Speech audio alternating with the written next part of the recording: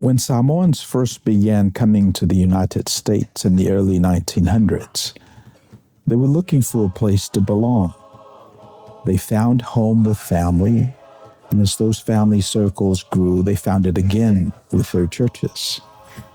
Over time, as Samoans became part of life in America, many found themselves living between two cultures, connected to both, yet not fully at home in either. This place, Manuia, offers a place to land, a place to breathe, and a place to belong. Second Samoa is your home away from home. Watu ilalo yo dato lawil ele. Lama wa expand ai le tupe. E watu ilo e maina le melea.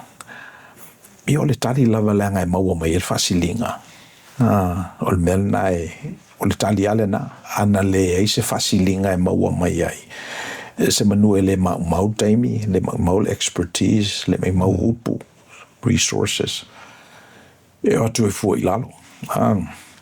Ma atato wa aila ile capitalistic system o lona whaavae lava le nā.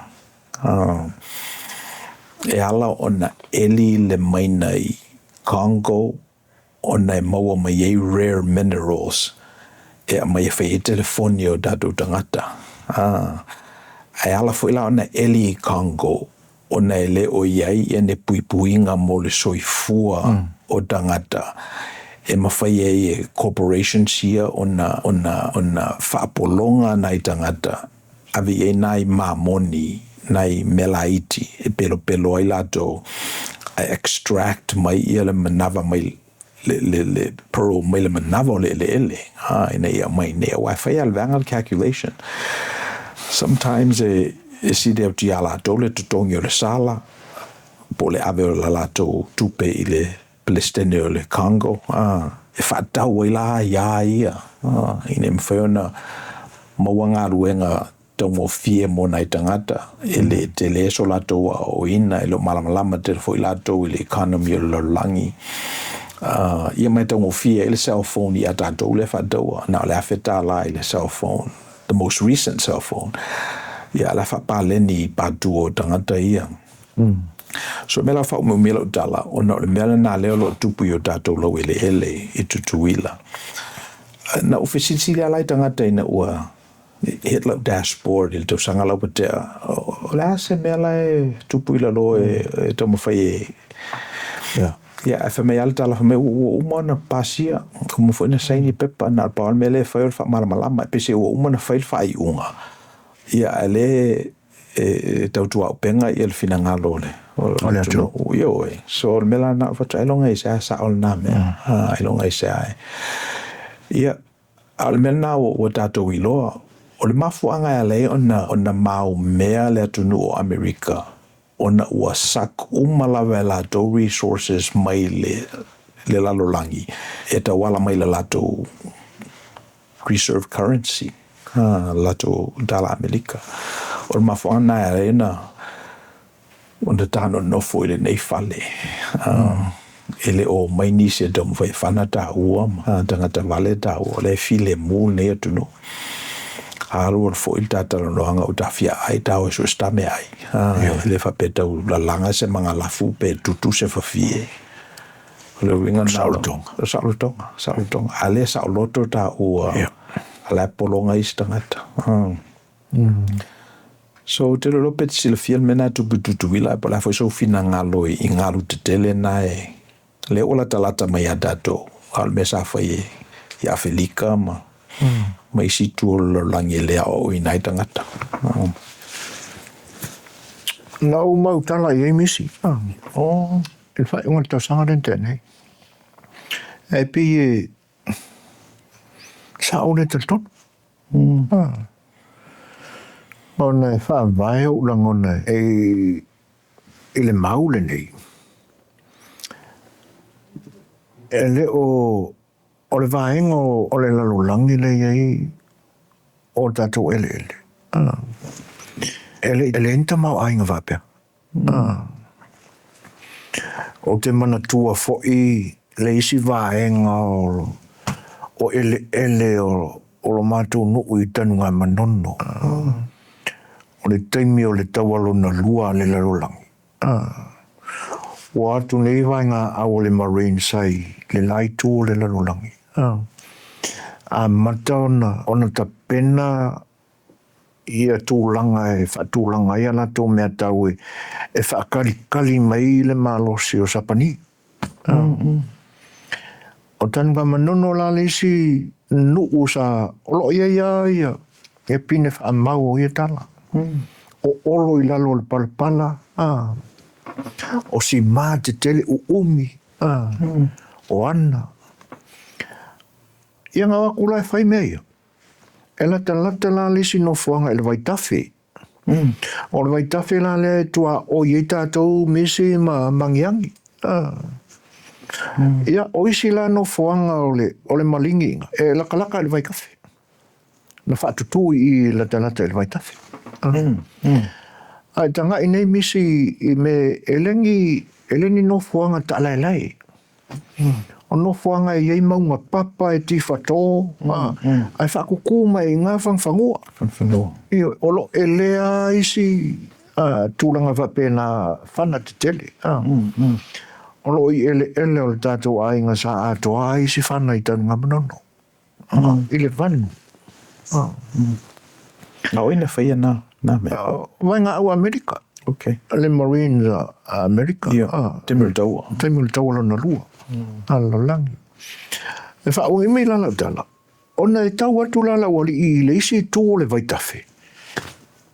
A susolo I ele lai I ila e reflect mai I le taele o le vai. Ona whailo leo me e whai eo la tau la fitanga I mō le taua. Koe eli mai ngā o ngā me o le waitafe. E whapeso ele au. Aulo. Ioi.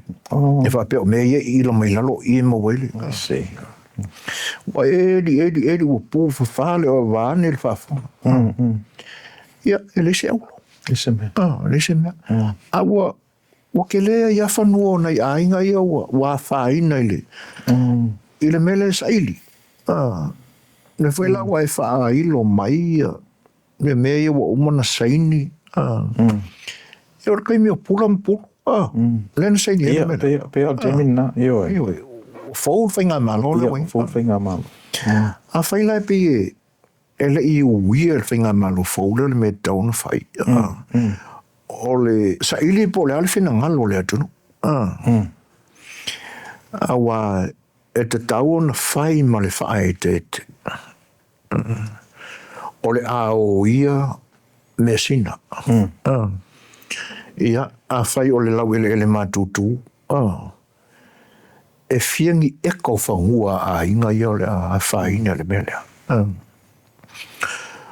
O le a se wainga whaasaintisi I le loloto le alu o le o a o le motu I le liti taima le moana. Pe a maulalo le ele. La whainai. La whainai. Pe le ono moto I le motu I le name. A whai la o le sami ma le moana sau. Whaamata le ono a whiai layers o lalo le moana e ono maua ini ni mala whale nātula. Po le a vei nā ma tailo loto fo ile to a maali ele. Le au pe wa alolo kere de pifa pe nā vai. A ole me silia o lo fia tultuloa. O le au ta singa o manatu o tangata. Ia awa e te tauana I oe ona o le tupe. O ani wha Manuianga o le a. O le a o ole a I ele kampani o nei o tātou tangata. Tai pe whala ona e si mai le tala I le nātunu o a Felika Kongo. Ia. Ai o ani a fianga e a fia. Te pela o le vaenga lena e sa unua iai. O le whasuia inga. Leanga e o le wafo na soifua o tātou tangata sa mo le tūlanga lena. E pe e tā ua le whetu wha I wha sa moa. Ia awala na wha business. uko koma ku nge ila usong. Ia ona tō mai leo o se au afa o lo iau tō whangai. Mōro whalawelawe. Ai a o walu lo. O le manatu o le anga nuu ina. Le a koe maua mai se. O na toi whaafoile. O le mea sina i le mea sina. Ai le o mai koe whaafoia kulau i ele. Le te tau ana i eisina a venga wha o popo. E mo moli e ilo wanga le leki. E ala i lau mea sina ua tōma. Kumaila le tūle wa e sao noa i ei. E pi tau na whapena ma o ina whapena langona o tātou tangata. Awangi o lea kai pe o ngā. Ia tu rau whawhanga misi ma whawhanga anga e fo o la. Awangi i whawhanga ina whata i whau o tātou tangata. Tu lau o kako ngaka. Yeah. Low peace lea, chief. Yeah. Ia. Ia whai le awala e tonu ai le amio e whinangalo i le tua. Ia launga tasia, ia lana whanau i ona manuia sa ati mai.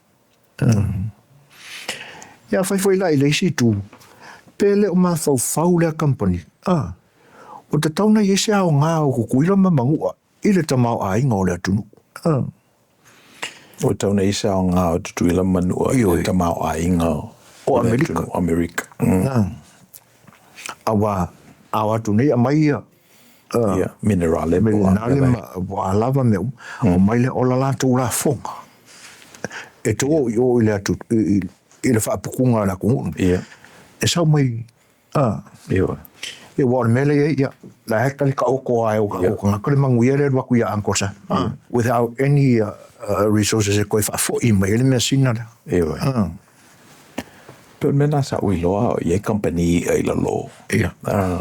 Awa ine ia o polluted lava i le pei, le pango pei ona o mea nai sa le waste company. So le alfa ingo le company ele ngata na ia sa le ise minimum wage i la lo.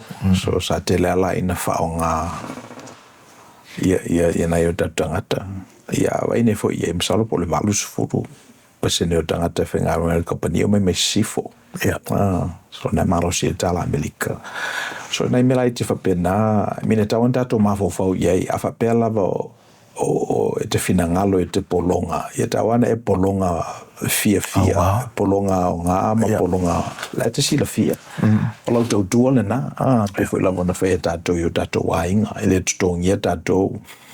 Ia e tato te polonga i mea tato wainga. Se ofo le te meu feisa tato tala. Ia ona whapeina fo i leo na sui. Ia o le winga na o na mea o le capitalistic system lava. E whapena e pe o le tā lako na te aialo na siu. A i so o le tā lako lo na siu. I ua ina pe. O pe o le winga na o le capitalistic system. Langa e fia mana o mia le tā lako ia mea na te aia. E sa wala me manava o. E lau ele. Ai uma ala ia. O le ala me la tupu. So e lata lo la ina pele tā lako. Ia o na lash lo la ia. Violence. E wa le wa whaina ia lo nisi sio manga. Ma e manatu o nisi o le melna le ua ia nei malo leo Amerika. A pe foi la na umona teimi pe na umona teimi o malo Mauritania. Ke le fitia. So o le afatino ana fufuanga. Ia e pe mena o tele to e Asia. Ato le a news items sai lungo le internet au tele to e facility tangata o lo a faina ile mele a po feo iai. Ai e tato te talo pe ia ona i fa pongi saina o tato tangata le malosi o tangata le atululunga. Ia langa o levan tato ina o le yo atu ia papalangi levan e o tato tangata ina. Ioi. Taro sia au whapena se sila o tātou taita ilalo. E peila o e tā wai mapi e longo mali e lau whaalongo lau saunonga. I o tātou polonga whiwhia. O ani tūlanga o le aho ia ele si o manga o Amerika Samoa i ona ele polona ngata i whale. A ia le leise whaamanuianga mō tātou tangata. Ia. Pinisi mea. Tātou te talo iai. A le upua e whai maa nganga voi ia tupulanga. Ia si whai. Na mawal te mea wanoa o te mafuta i le vasora wa te ai. Le CEO o le non-profit le whaia le Olympics, LA 28, o le one-star general there, Wali Daya, recruit mai lai LA, mai le East Coast. E sau e tu whatasi le Olympics i nei. Na hai alai le 2024. E what's wrong O Hoover le whaiu. O Hoover le whai o le CEO. Na whaialan saunoanga fo ia mātou na iai ma. Salpe moa le sao lima sufuru o tangata na iai. O lana talala, this is the biggest event I lona o langa. Ia o tangata o lata il fitu sufuru o li taia fo I whawhitu tasi I le malo. So whaialan saunoanga I le vasolo te amatu whalongolongo whai iai. O le mea o waru ese maa o I le asole na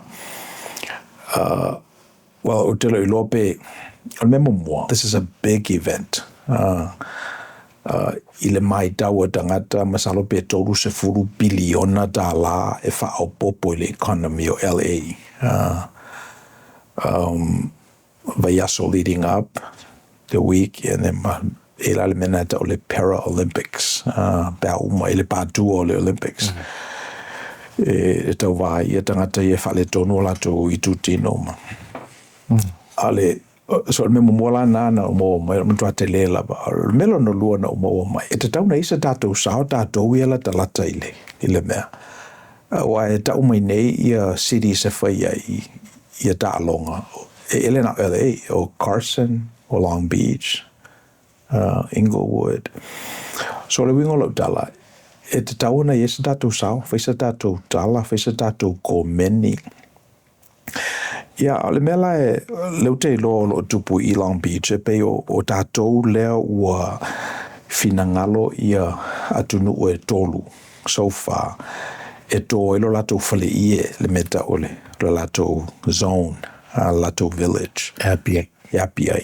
Greece Denmark ia ma Ireland Europa.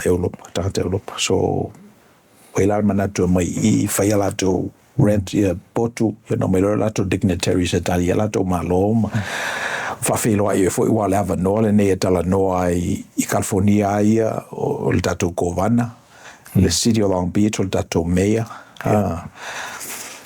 ia o le mela nā lea na tupu vasolo te mai pe lava lo manatu a whapeo tatou o le second Samoan e tauna whaisa tatou tala Okay. O le komiti fo nā le ia City o Carlos. Ia, o Carlos lana in extend my invitation ia o le chief of staff o le si senator lea tātou I Low campaign manager. O leva o mau ma le li o na e mau alo na manatu it's a relationship worth preserving while lisi ala na mea tātou ele lava te mi o le aso ele lava fu tau sanga le sui fua e whaila o vesili o le ale mea o te tawhiofi pe le wolea o le ale mea o te tawhiofi pe le wolea wa pero fatu e ainga o masa moa e ia ainga e te osiosia mai o le tali pupu la o ainga e ola ai o ainga ola o ainga e lilifa nga I le manuia le filemu le aluanga I luma fa pena ia ainga e te tawana o siosia fa pela e nisi ainga fo e te osiosia te la tu e pese ia ona Una pause la ia wai le lava tonga, le lava tupe, le lava teimi e wha maupupu e ia me uma. So, we tawala Carlos, o le mea le nana mawela invitation. Wai, if a penale wing o le tunu unei, it's never what you know, but I feel what mai. I le lo tangata. You know, it's always about who you know. So, o le tuta ore na, Ioi. whaftai fu se leo Carlos oro o. Ia ile na whaalongona. Ia ma tū maua I pēa lona whena ngā loe. I luso tanga wha inga le. Inga. Uso ia ke risa. So I can reach. Ioi. Ia. Yeah. Tono le laua wa ngā fo I la lau susu I o. Wa e fo I mai e ma mea ia. Yeah. Ke lere ngā ko perimis. Now LA. Ioi. 12 billion. Billion. Ioi. Ia. Whatasi eila ma tūlanga na e tawana. Nei loa mai ele nia tunu olo I ingi sa moingi. Peo le sina mea wa o tilo I o la mona. Ele ngā kalainga o mai ngei ka o ko ma ai Manuia. Ia ma tino puputa I nei ma tele wha mai. Ia, foi se sina pausisi o le paolo Amerika e se ai ma vele se vao Amerika.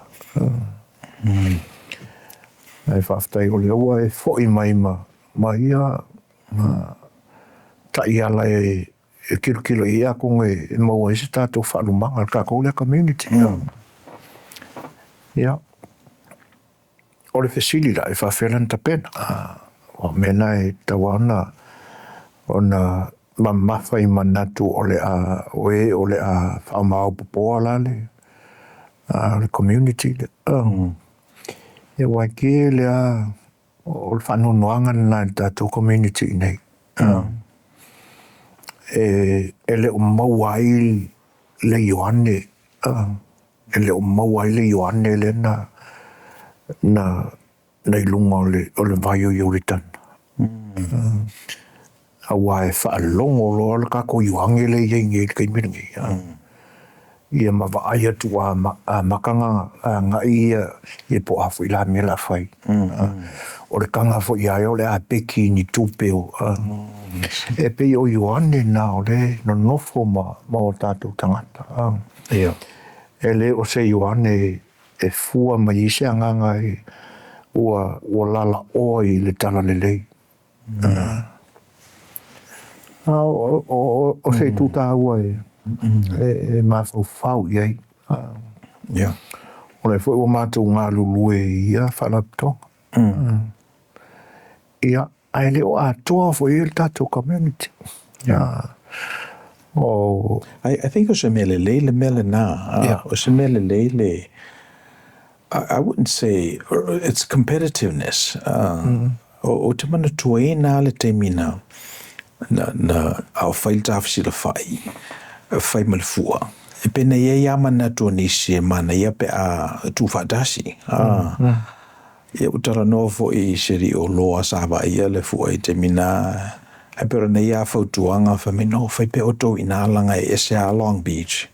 Ese ia Carson. Peo le ai o le pawale me ia mo oto ia na sore malfua I tua tāwhisi la whai. E pe o le melna sa ma fe na fo ia ele me pese I o se enga po se feseta inga fetena inga ia le o le mele so I think ele popolete le mele na ai o le la tupu le event I nei a tatou I le lua felus valu ia o la ata mwhai ai e whaila tātou I Long Beach, whaila tātou I Carson, po ani mea ia na whetu whaila I o lo, e whese nei lo e o, ia longo mai, e le whaila o longo atu tātou le I lo I nei. Ia peno fai atu o le tātou wale moat, o le tātou wale sisio manga o le tātou ngangana, le tātou tofi, le ase, se ta mauli e malamalama e tātou tala. So e lo mnato mena tasi e tātou, a tātou li fala i le me tasi e tātou, Manuia o tātou, iu te mnato e whapena fo una. E qualify ia, vane fo te sauno ngai de ia. E qualify ia mine ka Samoa i le Olympics. O te loe e eisa latou au. E eisa latou au e mai e wae. Ele se atu nuu maoti e pe o Samoa.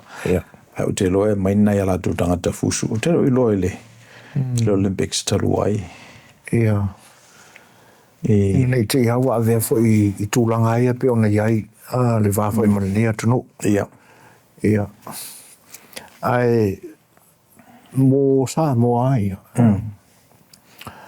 Ia, o le ase i vaai iai. E leanga e pe na o tala lea mai matangi a lai tala inga le Facebook. Ia, e whapea ua iai a sui fo i o Samoa ua qualify mo le Olympics. But o leo te manatua misi. Ele ia se au ta alo taluna qualify ia athletes mai Samoa ua au se to se fulu. Ni tangata. Ioe.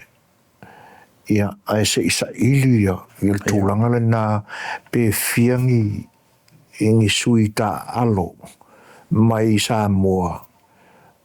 O le a Manuia ina mai i le Olimpeka le tapena. Ia a wai le ngatala o le au ta alo. O whai a onga. Ia matai ta i o au ta alo. Matono o i la tona o le a kele le whaingu me lai o mai i le au malanga le na. Ai mo le tātou a tāli maua tu nei le malai. O le whatino ai le whamoemoi. Ia, o le a matona whaatala noa mena. O le a o whaamauina i. Ia tūlanga na a makang whakarakarangoa. Po ngā whetonu e o le a papai ngala ngalai le mea. So, o le sila manatu e pe na o maua mai le conference lea. Pe ia alvanga na pito i lunga Hoover. Ia tangata lo fautua ina o tangata na ola mwhana nau i nei. Lua tolu whātu bulanga o tangata LA. So ilala lato fautuanga i le CEO o le non-profit le runninga le Olympics. Ma whailava ona tu umale tele o tupena e hatia e nei. Lo winga lo tala a mawani ngā ruenga o le maua e company o mai whafo a maua e company e tutonu e pe o le manatu le nā ia o te lo fo i pe o whatufunga ina o ale sial nā mea a mailo lava ia atunu mai whafo e te tawa na tasila tātou leo tātou Amerika le will represent umai LA Amerika atoa. So there's a certain standard of performance e mwhaiona le au sia. Ale ia fure. Sa unanga le whina ngalo. Si toe whanau tele ale manatu le nā o ni company mai whafo. From overseas or i te tono le atunu uia mai ngisi skeke. Ia, masalo bo mai isi stete. Ele tau mate fo i olo i ele infiltration o tasilo langi olo i ele infiltration ana mai ai luma o company LA ia pangale o lai no fo i tuol tangata ese pia me fo le fai o tato lau ele ana ta ua fa me limas fu tasi pasene e one Samoa ia le la ranu masaina so pia nai tonga fiti fa pena e ta una double click ai tato ai pe ole nganga o tangata e ola tole lau ele toru fa tupulanga talo na ola nei na laiti fo i le temi au faile Olimpeka i le afe i wa se lau varus fufa o le temi mulina na faile Olimpeka i nei alei e lo lato manatu e te tauna i se meta o se legacy piece. Whaonga umatangata loko, e le ngata na e whaonga ia le tō whamanino o lo tanu I nei, o lo awhai nei riots, ma mea tutupu e Hollywood, o le tō whamanino le na e le maua I se isi a me e se mainelo e lei. O lato la manatu ma lato tu lei, oto mai I nani ni whalumanga mo le lalolangi. Nei lo le o mai o se mea pe whafolinga ia pangalea e le fito tonu malo e le ufai e dalonga. E pe o le manatu le na. O le mea o ilo e le iaia se isi fale fau te le to e fau ai se wei nei uma infrastructures. So fai stadium, le stadium na sa fai la fi visara wal fa wei mata fanga dato. Pa wa me put up mo me o temporary stands e mata I dalonga le fa pena. Ia ma fai de volleyball. Ma se ni fai malo. Ioi. Pauna me fa opopo ai le to isi infrastructure te le wei nei uma ia me fai dalonga. So I'm looking forward le na foi tausanga 2028. 2028. Okay. Wala la tel fasul tausanga le fwa koe. Yo le varu fana sa talu ia le dalonga. Yo. E malia le va ai atu I le langona le na.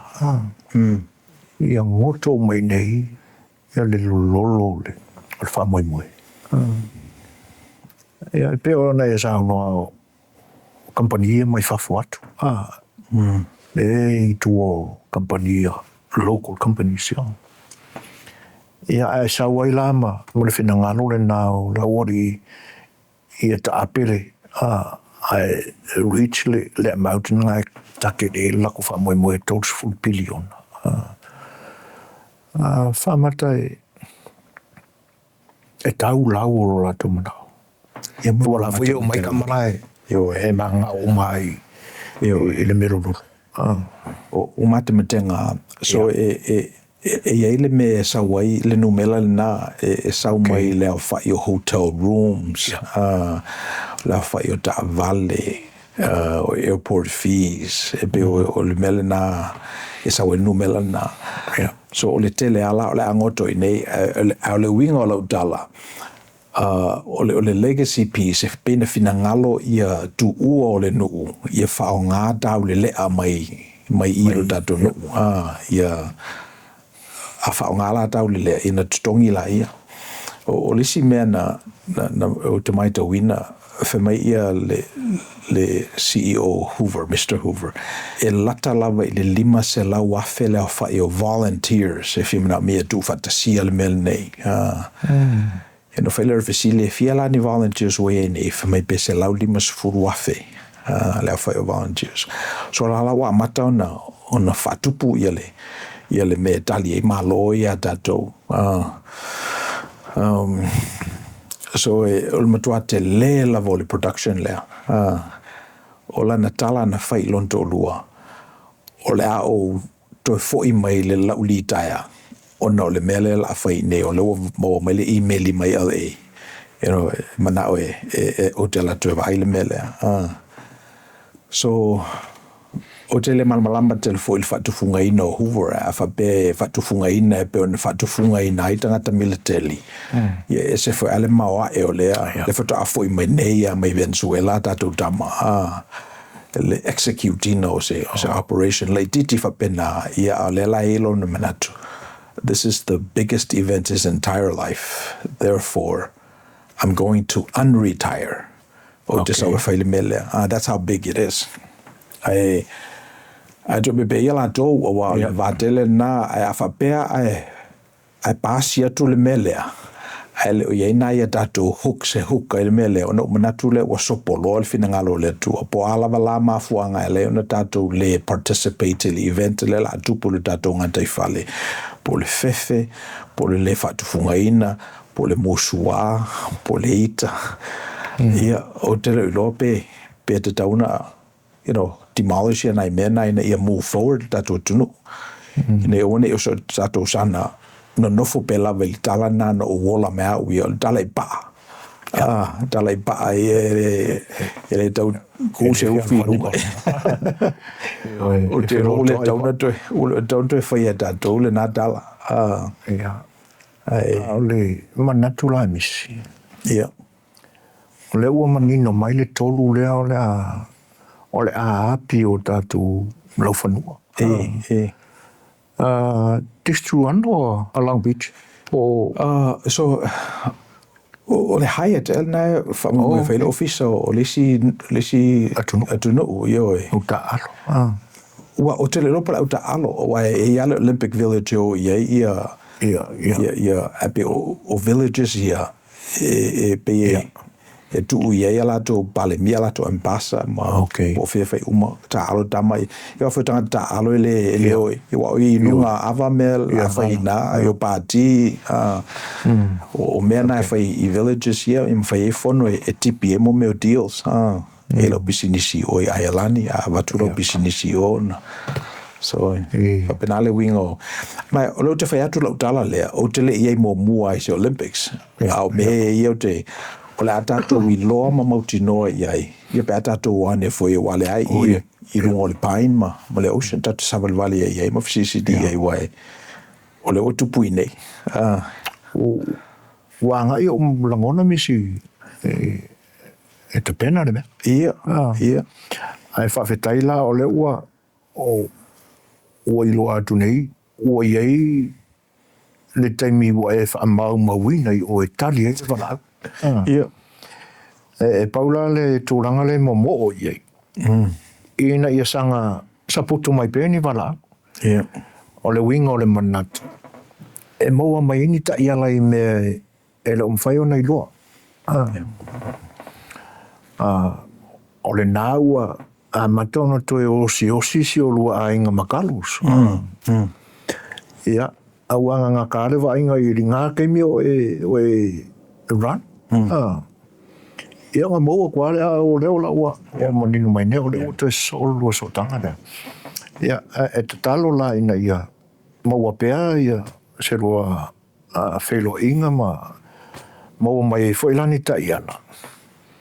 Awai, ia nai tsil fia ia le whila tai o whelo inga ma tai o lea tunu. El taimil nei. E maura ke me amilo ia e siliale suki sawa i si sawa le meo lo ia awa o te lo mai loni se o sa ilipo ai le min sta o ta longa il tamil nei awa o min sta mo ta longa awa maliu seri tu mano o se tasi fo swafa fa langi o faululunga o nai sa tun fono ma taulau niu mo pa ia fo ile no fa tula ia sa fakama fa lunga kungifa o tu malola zeli o la mo te amanu ia sa iai le tofi minsta se usa ilia o la sa ili menga tauna te pena tātou e tali o tātou malo so tātou tunu mo fule excuse e facing party me party sina ava ia tapat na iwa o anganga kako whilo ai e ala ia na whilo inga masani ia o la te pena o loo iei nai so o tanga fo i ngai kangaka fo i o whaurulu ia siris kai kasio lo matonga lulu i whanaptonga ia ia o le ale nau telefo i e boko mai ia pa i o le atunu mai sawai e se ia pa ianga le wau o whinga kahanga lo talo ai le atu ina ia a mai se loto tasi o kakukanga kai o mai whakasia i ne pe whao nau tū te talo ai whaftai mo mata upu foi wa whasoa i e nite Thank you for spending time with us. If you found this content helpful, please like the video, share it with others, and subscribe to the channel so we can continue bringing these insights directly to you. Yo, Manuia.